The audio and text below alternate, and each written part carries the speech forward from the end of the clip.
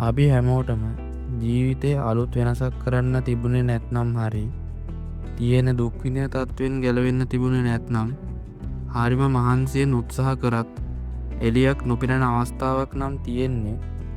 ඒ වෙලාවේ අපේ සිත ඇතුළෙම අඳුරු දෙයක් දැනෙන්න පටන් ගන්නවා. ඒ වගේම මම මේක හැමතැනම උත්සාහ කරා. හැබැයි දැන් මට උදව් වෙන්න පුළුවන් එකම දෙයයි තියෙන්නේ. ඒ තමයි අභිමානයෙන්, ශක්තියෙන් සහ දැඩි අවංකත්වයෙන් යුත් තීරණයක් ගන්න එකයි කියලා අභිප්‍රේරණයක් එනවා. මේ විදියට හැම වෙලාවෙම අවංකව, ශක්තිමත්ව හැම පැත්තෙන්ම ඇඟටත් සිතටත් ගැලපෙන විදියට තීරණ ගන්න එකට තමයි අදිස්ථානය කියන්නේ. අදිස්ථානය කියන වචනේ බුදුදහමට අනුව තියෙන්නේ මහත් වටිනා අරුතක්. ඒක බහුලව භාවිතා වුණේ බුදුරජාණන් වහන්සේගේ ජීවිත කතාව තුළයි. උදාහරණයක් විදිහට බෝධි වෘක්ෂය යටදී මම මෙතනින් නැගිටින්නේ නෑ.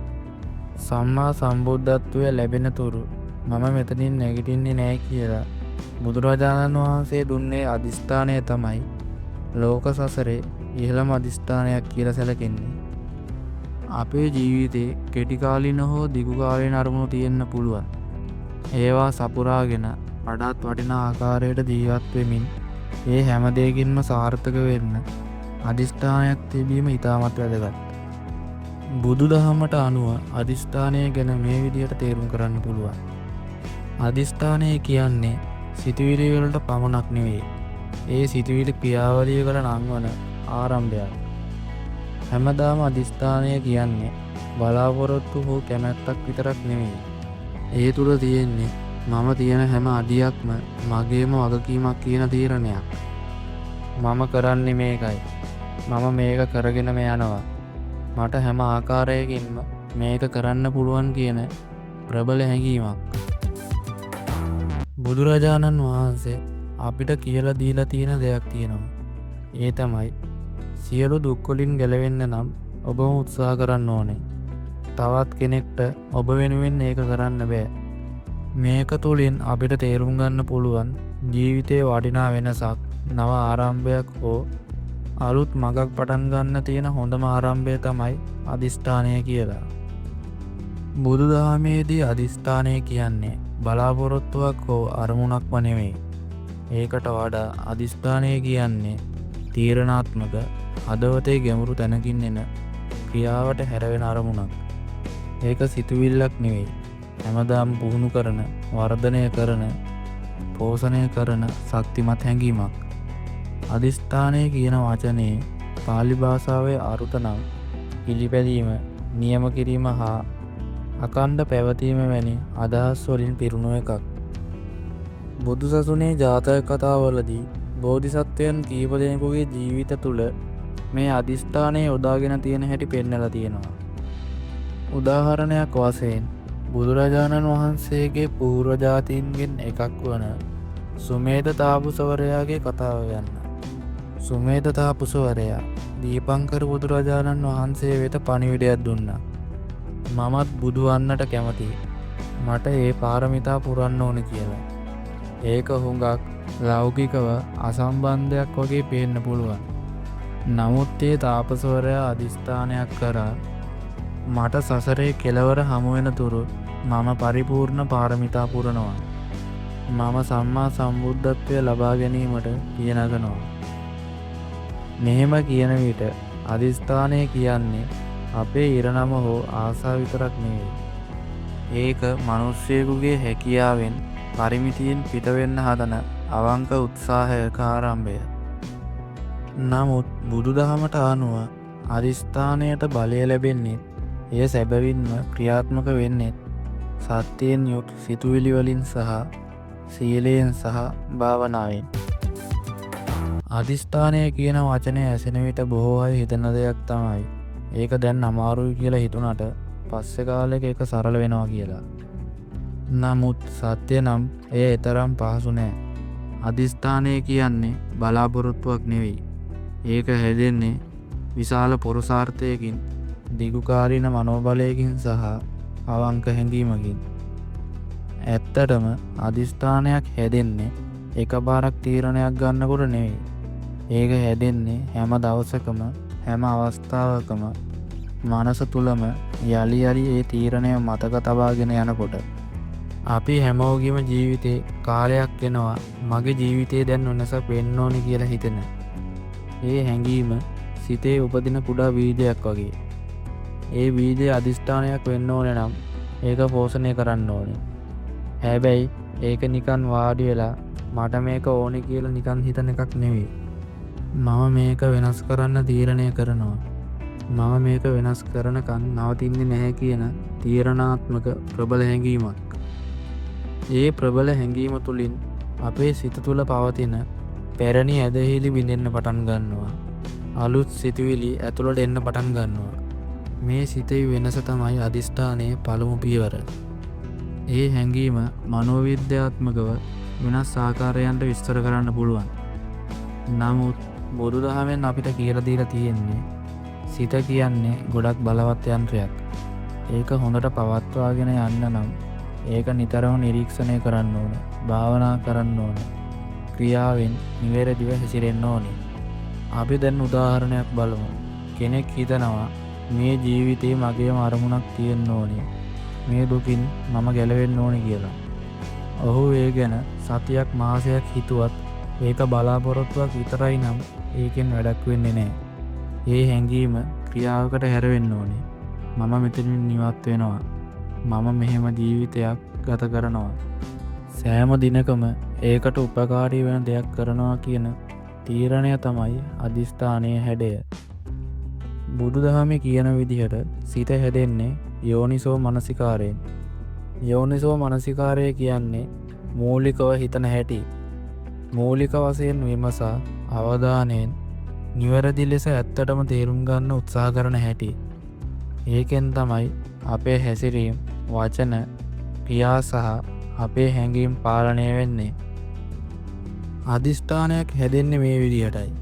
මුලින්ම අපිට තේරෙන්න ඕනේ මට සත්‍ය වශයෙන්ම මේ ඕනේද? ඊට පස්සේ අපි පියවර ගන්න ඕනේ මම මේක වෙනස් කරනවා කියන තීරණය. ඊට පස්සේ ඒ දිගටම සම්පූර්ණ ජීවිතයක ක්‍රියාවක් වශයෙන් ඉදිරියට පවත්වාගෙන යන්න ඕනේ. බුදුදහම කියන විදිහට අදිෂ්ඨානය කියන දෙය හුදෙක් මට ඕනේ කියන එකක් නෙවෙයි. ඒක මම මෙය කරමි කියන ශක්තිමත් සිතක්. ඒ විතරක්ම නෙවෙයි. ඒක මම මෙය කළ යුතුයි කියන ආත්ම විනයක්. අපේ බුදුදහම තුළ පාරමිතා කියන වචනය ගොඩක් අහනවා. ඒ වචනයට තියෙන්නේ දීර්ඝ ගමනක්. බෝධිසත්වයෙකු බුදුවන තුරු වසර ලක්ෂ ගණනාවක් පුරා සසර ගමන් කරනවා. ඒ ගමනේදී අනිත් සත්වයන් වෙනුවෙන් තමන්ගේ හදවත් පූජා කරනවා. ඒකට පාරමිතා යනුවෙන් කියනවා. එහෙම සසරේ දිගු ගමනක් යද්දී තමන්ගේ හැඟීම්, හැසිරීම්, ආසාවන් හා තෘෂ්ණාව, කෝපය වැනි දේවල් පාලනය කරමින් සත්වයින්ට උපකාර වෙමින් අන්ධකාරයේ පුරා ආලෝකයේ රැගෙන යන ගමනක් තමයි පාරමිතා පිරීමක් කියන්නේ. දස පාරමිතාවල 8 වෙනි පාරමිතාව තමයි අදිෂ්ඨානය. අදිෂ්ඨානය කියන ගුණය තනිවම ගන්න පුළුවන්. ඔව්. නමුත් ඒක එකක් නෙවෙයි. ඒක පාරමිතා ගුණ මාලාවේ නියම අංගයක්. ඒ කියන්නේ කෙනෙකුට අදිෂ්ඨානයක් තියෙනවා කියන්නේ ඔහුගේ වචන, සිතිවිලි, හැසිරීම්, හැඟීම් වගේම වඩාත්ම අගය කරන සත්‍ය පිළිබඳව තීරණාත්මක කැපවීමක් තියෙනවා කියන එක. ඔයා පොඩ්ඩක් හිතන්න කෙනෙක් මම දායකත්වයෙන් පරිපූර්ණ වන්නෙමි කියලා අදිස්ථාන කරනවා. ඒ පාරමිතාව පිරෙන්නේ විවිධ ක්‍රමවලින්. එයාට හොඳ උවමනාවක් තියෙන්න පුළුවන්. ඒත් ඒ උවමනාව අදිස්ථානයක් නෙවෙයි. ඒක අදිස්ථානයක් වෙන්න නම් මම මේ දාණය සදාකාලිකව හදවතින්ම පූජා කරමි. සසර පුරා සත්වයින්ට උපකාරී වීම මගේ ජීවිතයේ අරමුණයි කියලා තීරණයක් ගන්න විතරයි. බොහෝ වෙලාවට අදිස්ථානය කියන වචනේ ඇසෙන්නේ බුදු පාරමිතා, සම්මා සම්බෝධිය, සසර ගමන වගේ ගැඹුරු දහම් කරුණු අසල. ඒ නිසාම ගොඩක් අය හිතනවා අදිස්ථානය කියන්නේ ලෝකෙන් වෙන් වෙලා භාවනාවට වැටුණු සාමාන්‍ය ජීවිතෙන් ඉවත ගිය කෙනෙකුට වෙන්නුන දෙයක් කියලා. නමුත් ඒ සිතුවිල්ල අසත්‍යයක්. අදිස්ථානය කියන්නේ හැමෝටම සාමාන්‍ය මිනිසෙකුටත් භික්ෂුන් වහන්සේ නමකටත් ගෘහණියකටත් ව්‍යාපාරිකයෙකුට වගේම කෘෂිකාර්මිකයෙකුටත් හෙටට වඩා හොඳ මිනිසෙකු වෙන්න උත්සාහ කරන කවුරුත් භාවිතා කළ යුතු ශක්තියක්. අදිස්ථානය කියන එක නවීන වශයෙන් බලද්දී මේක අපේ mental discipline long term focus වගේ හැඟීම් වල සංයෝජනයක්. ඒ කියන්නේ අද අපි සාමාන්‍ය ජීවිතය තුළ කරන හැම උත්සාහයක්ම අදිස්ථානයෙන් පෝෂණය කරන්න පුළුවන්. බුදු දහමින් කියනවා යම්කිසි ආරම්භයක් කරන්නට තීරණය කරන විට ඒක ආරම්භ කරන්න අදිස්ථානයක් ඕනේ. විවිධ බිඳවැටීම්, ආදරේ අහිමිවීම්, අසාර්ථකතා යන මේ හැම දෙයක්ම පසු කරගෙන යන්නේ යම් දිනක හැමදේම වෙනස් කරන්න හිතන අදිස්ථානයක් පමණයි.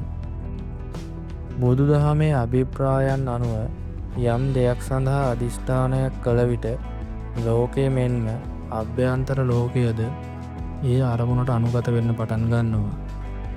ඒ මගින් සාමාන්‍ය ජීවිතයේ අභියෝග දිහා බලන විදිය, දුක, ජයග්‍රහණවල සතුට පාලනය කරන හැටි වගේ හැම දෙයක්ම වෙනස් වෙනවා. අදිස්ථානය කියන හැම වචනයක් පිටුපසම තියෙන කතාවක්, ජීවිතයක්, උත්සාහයක්. සමහර විට අඳුරු රාත්‍රියක කවුරුත් නොදන්න තීරණයක මම මෙහෙම වෙන්නේ නෑ, මම මේක වෙනස් කරනවා කියන ඒ ශරණය තමයි හදවතේ දැවෙන අදිස්ථානය. බුදු දහම තුළ තියෙන එවැනි කතා දුටු විට අපිට තේරෙන්නේ අදිස්ථානය කියන්නේ ශක්තියක්. ඒ වගේම ආධුනික යුගයේ තාක්ෂණය, විද්‍යාත්මක ලෝකය තුලත් මේ ශක්තිය දිස් වෙනවා. මේඝජාල තෙරුන් වහන්සේ බුදුරජාණන් වහන්සේ පවසන කුසල මිතුරන් යන සංකල්පය ලැබූ පසු තමාගේ ජීවිතයේ සිටින අකුසල මිතුරන්ගෙන් බැඳෙන්නේ නැහැ කියලා අදිස්ථානයක් කරනවා. ඔහු තමන්ගේ පවුල, මිතුරන්, සංග්‍රහයන්, විනෝදයන් හැමදේම අතහැරලා සමාධිය සඳහා කැප වෙනවා. මෙතන පෙන්වන්නේ සාර්ථකත්වය කියන්නේ අදිස්ථානයක් වඩා හැදෙන ජීවිතයක්. ඔබේ ජීවිතය තුලත් තියෙන නොසන්සුන්කම්, අසාර්ථක සමදතා එක අදිස්ථානයකින් මකා දමන්න පුළුවන්. නපුර මැදින් යන්න, දුකක් මැදින් නිවන බලා හැරෙන්න, සමාජය තුළ පාවෙවී ඉන්නවට වඩා හොඳ අරමුණක් තෝරගන්න යන මේ හැම එකකටම හේතුවක් වෙන්නේ අදිස්ථානය. අදිස්ථානය කියන වචනය වුණත් දැඩි හැඟීමක් දෙනවා. හැමෝම මේ වචනයට ලොකු ගෞරවයක් දෙනවා. ඒත් ගොඩක් අය හිතනවා මට ඒ වගේ අදිස්ථානයක් තියාගන්න බෑ, මට ඕක ගැන වැඩිය විශ්වාසයක් නැහැ කියලා. නමුත් ඇත්ත කතාව තමයි අදිස්ථානය කියන්නේ දරාගෙන යන හැකියාවක්. ඒක උපන් දෙයක් නෙවෙයි. දැන් මම ඔයාට කියලා දෙන්නම් අදිස්ථානය හදාගන්න පියවර කිහිපයක්. පළවෙනි පියවර විදිහට නිවැරදි අරමුණක් තෝරගන්න. අදිස්ථානයක් කිරීමට කලින් ඔයාගේම අරමුණක් නියම කරගන්න. ඒක හොඳ එකක් වෙන්න ඕනේ. අන් අයගේ යහපතට හේතු වෙන්න ඕනේ. ඔයාගේ ආත්ම ගෞරවය ගොඩනගෙන එකක් වෙන්නත් ඕනේ. දෙවන පියවර විදිහට අභිප්‍රේරණය තේරුම් ගන්න. ඔයා මේක ඇයි කරන්නේ? ඒ කාරණාව තේරුම් ගන්න. අදිස්ථානයක් පවතින්නේ හැමෝම නෑ මේක ඔයාට කරන්න බෑ කියන කාලෙකදී ඔයා ඔව් මට මේක කරන්න පුළුවන් කියලා කෙලින් තීරණයක් ගන්න අවස්ථාවේදී. තුන්වන පියවර විදිහට ඔබේ අරමුණ ලියන්න. මෙය ආරම්භ කිරීමට දිනයක් දාගන්න. ඔබේ අදිස්ථානය කෙටි වචන වලින් හදවතින්ම ලියන්න. පළමු වතාවට ලියන දිනයත් සමග එය ආරම්භ කරන ආකාරයත් සමග ආරම්භ කරන දිනයත් සමගම ලියන්න.